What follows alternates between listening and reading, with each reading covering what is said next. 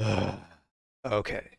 I saw this bullshit this morning and I was absolutely fucking furious. It literally took me 2 hours or something to calm down enough to even respond to this. So we're gonna get into the video a little bit and then I will start my rant.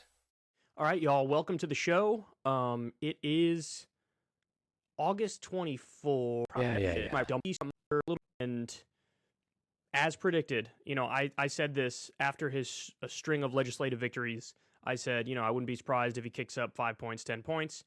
We are witnessing exactly that, if not more. Yeah, we're gonna get to the After point here. delay, Biden readies student loan help and payment pause.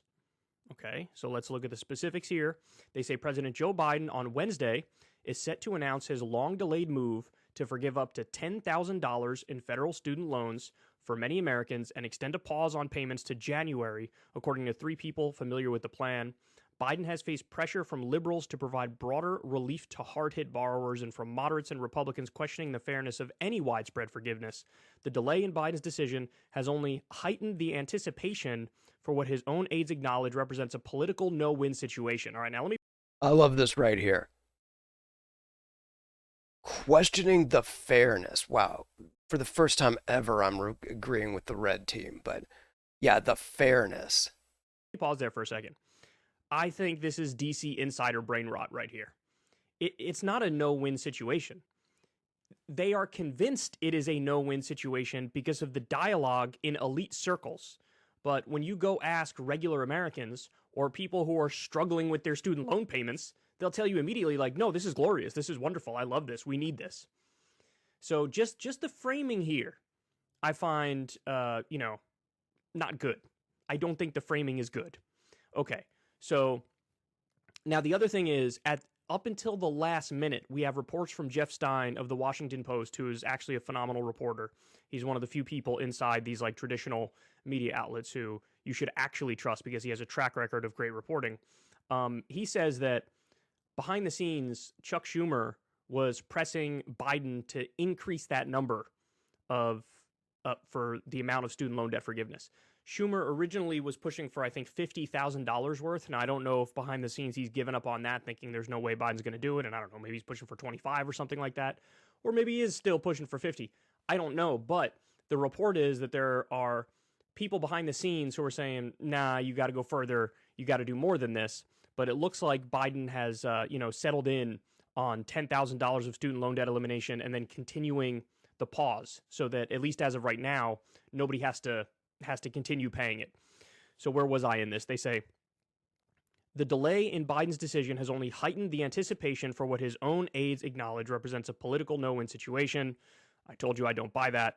The people spoke on the condition of anonymity to discuss Biden's intended announcement ahead of time. The precise details of Biden's plan, which will include an income cap limiting the forgiveness to only those earning less than $125,000 a year, were being kept to an unusually small circle within the Biden administration and were still not finalized on the eve of the announcement. So they're making last minute changes before they announce it. Down to the wire decision making has been a hallmark of the Biden White House, but the particular delay on student loans reflects the vexing challenge confronting him in fulfilling a key campaign promise. Again, this is such like insider DC brain rot in this article. I mean, it's just oozing with it. The plan would likely eliminate student debt entirely for millions of Americans and wipe away at least 500,000 more. I think they end up giving specific numbers on that here. The nation's federal student debt now tops $1.6 trillion after ballooning for years. More than 43 million Americans have federal student debt. That's amazing. 43 million Americans have federal student debt, with almost a third owing less than $10,000 and more than half owing less than $20,000, according to the latest federal data. See, that's interesting because, in all seriousness, that's a bigger chunk than I thought that would be impacted by this in a very good way. I honestly thought that the numbers were much higher than that, and I was wrong.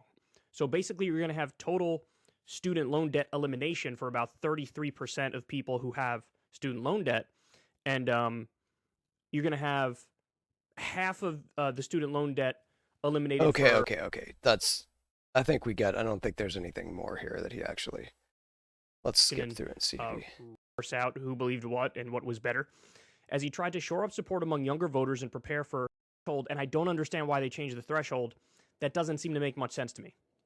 Forgiveness could raise annual home sales by Okay. 3. As I was editing, I had to cut something in here really quick. He's talking about that $10,000 is going to help you raise home sales. Have you looked at how much a house costs here in America? $10,000 isn't going to do dick. 100,000 limiting or eliminating student loan debt. So, Okay, enough of this. This is why I think this is total fucking bullshit. Myself, I had a student loan, and I busted my fucking ass for over 2 years.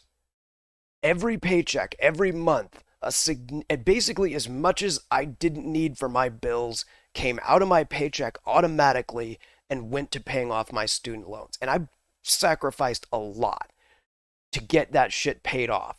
Where the fuck is my bailout? How come I'm not getting a bailout?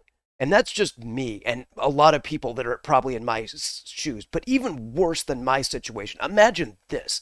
Imagine the people who work double, triple shifts at their job, work on the weekends, take a second, third job to save up money so their kids can go to college. They sacrifice time with their kid just so their kid can go to college and have a better life. Where the fuck is their bailout? And how about like the scholarship students who either athletic or scholastic scholarships who bust their fucking ass and sacrifice their kid time when they should be having fun hanging out with their friends to study and exercise and do their, whatever it is, whether it's sports or academics that gets them a scholarship. Where the fuck is their bailout? This is bullshit. This is why there is no meritocracy in this fucking country, because we reward failure and we punish success. That's what this is. This is people who, look, they signed, they agreed. No one put a gun to their head and said, here, you got to, no one put well, I don't know about them. Nobody put a gun to my head and say, you've got to get this loan and go to college. That was a decision I made. I had to sign a lot of shit and say, I will pay this off. And I made that decision. For me, it worked out to be a good decision. Maybe for some people it doesn't, and that's, just the way it works. But I could have sit there and never paid off my student loan debt and taken my entire paycheck and just blown it on whatever I wanted to blow it on and not do this. And then, well, I mean, this was like 20 years ago, but yeah, I could have racked up 20 years of not paying on my student loan debt and now get it fulfilled for free. But no, I did what I was supposed to.